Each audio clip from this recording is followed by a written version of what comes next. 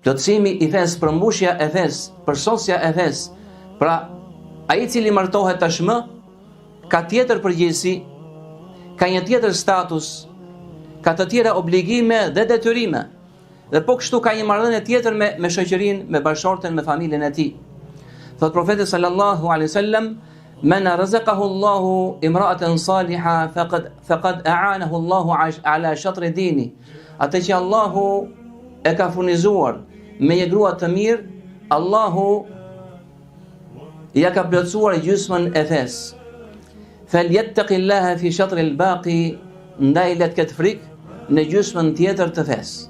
Let këtë frikë në gjysmën tjetër të fesë. Pra, mirësitë e martesës janë të shumta.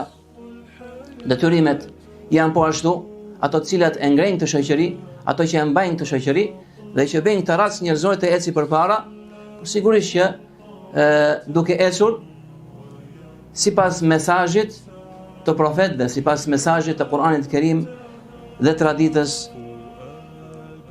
traditës profetike.